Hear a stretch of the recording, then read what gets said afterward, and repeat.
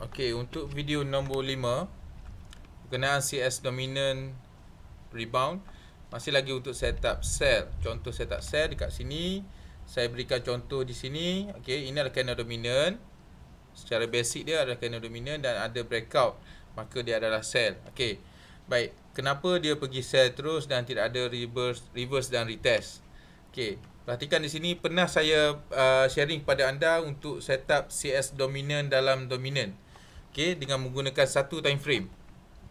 Okey, lihat di sini, ini adalah dominant yang sebelum tu ini adalah dominant yang besar, iaitu major dominant. Kemudian dalam dia tu ada dominant kecil ataupun minor. Okey, dekat sini kita dapat mencari untuk tujuan untuk dominant dalam dominant adalah untuk mencari entry terlebih awal. Jika berlaku macam ni, okey, tak dapat kita nak entry. Tapi macam mana jika dominant ni kita dapat untuk entry lebih awal sebelum pergerakan yang jauh? Ini time frame daily ni. Okey, dekat sini ada satu candle dominant yang kecil, okey, dan sudah ada breakout. Okey, maksudnya sudah ada price action di sini. Baik. Dan kemudian saya cuba combine dengan CS dominant rebound. Okey, ini dominant besar. Saya ulang semula, ini dominant besar ataupun major dominant. Ini minor dia. Okey, selepas ada banyak candle dekat sini lah. Ada 4, 5, 6 candle. Okey, inilah minor dan ada candle breakout pada minor dominant. Okey. Kemudian candle breakout ni menjadi dominant yang baru. Okey, menjadi dominant yang baru. Okey. Kemudian dekat sini ada breakout.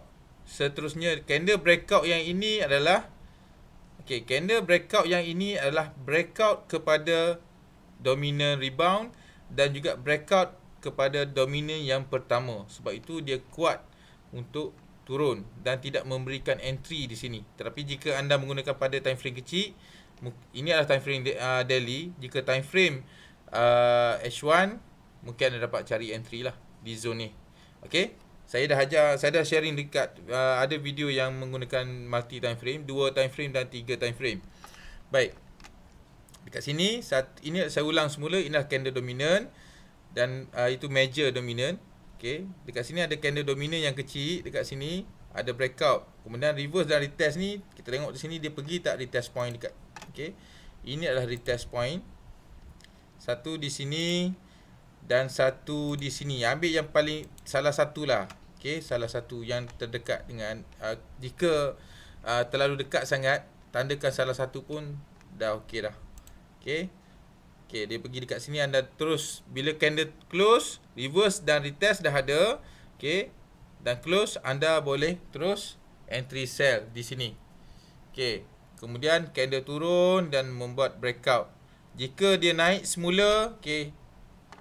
Jika naik semula, saya buang untuk ni, marking untuk candle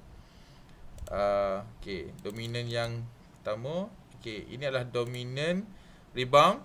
Okey, dalam dominant rebound ni reverse retest dia dekat mana? Satu di sini dan satu lagi di sini. Inilah retest point yang kita tunggu untuk entry. Kemudian selepas breakout tidak ada reverse dan retest, maka entry anda adalah dalam CS dominant dalam dominant tadi. Baik, seterusnya kita lagi, mana lagi setup sell. Okey, contoh di sini juga dominant. Ini juga candle dominant. Okey, dan ada breakout. Okey, dan ada breakout. Okey, kemudian candle breakout ini menjadi candle dominant. Maka ini adalah dominant rebound. Okey, ini adalah dominant rebound. Okey, dominant rebound sebab menguasai 3, 4, 5, 6 candle. Okey.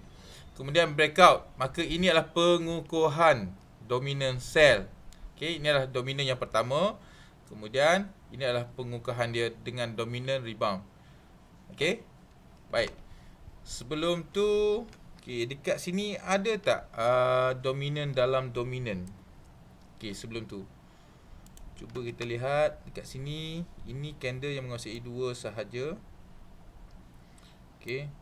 Boleh juga jika nak gunakan dua candle sahaja, dominant yang menguasai dua candle. Tapi syarat jika nak gunakan juga, gunakan untuk time frame daily ke atas. Okey, time frame daily ke atas. Contoh ini time frame daily. Okey, menguasai dua candle. Kemudian candle seterusnya breakout. Okey, kemudian ada retest. Okey, kemudian turun. Okey. Kemudian candle breakout ni menjadi candle dominant rebound.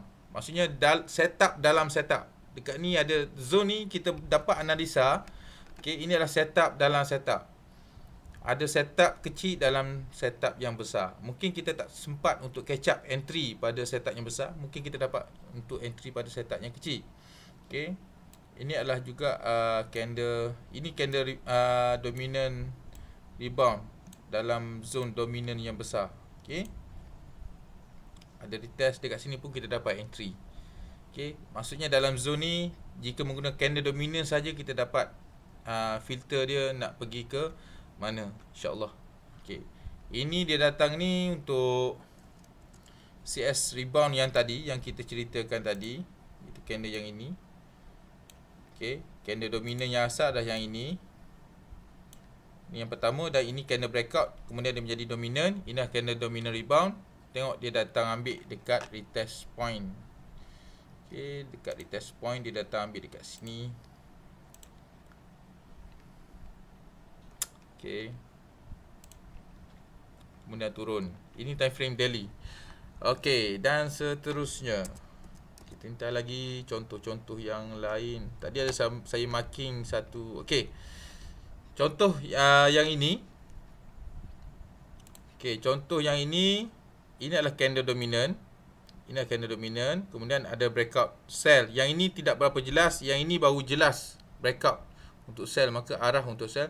Jika reverse dan retest, okey, selepas ada arah yang ini, kita mesti tengok dekat mana reverse dan retest dia. Okey, dekat sini dia ada di sini. Okey. Kemudian reverse, okey, ini candle reverse, ini candle reverse dan ini candle retest. Dekat sini tidak ada entry. Okey, sebab kita tunggu entry bila candle close. Okey, ini yang saya ramai terkena dengan candle dominant sebab dia tak faham ataupun mungkin terlupa bahawa untuk candle retest wajib tunggu candle close dahulu. Okey, jika close macam ni, terus kita dah cut ataupun stop loss, kita dah entry, candle tak close lagi dah entry dah. Okey, kemudian kena stop loss ataupun mungkin kita cut loss, kemudian dia turun balik.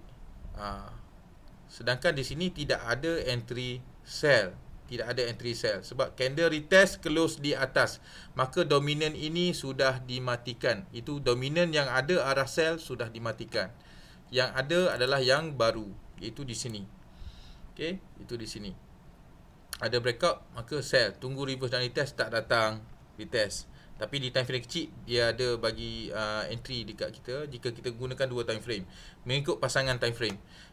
Daily dengan H1, weekly dengan H4, monthly dengan daily. Okey, H4 dengan M15. Pasangan dia. Okey, seterusnya dekat sini cuba tengok. Saya ada marking tadi. Okey, ini candle dominant. Kemudian ada breakout sell. Okey, ada breakout sell. Kemudian candle sell tadi menjadi candle breakout ni menjadi candle dominant. Okey, menjadi candle dominant. Candle breakout menjadi candle dominant.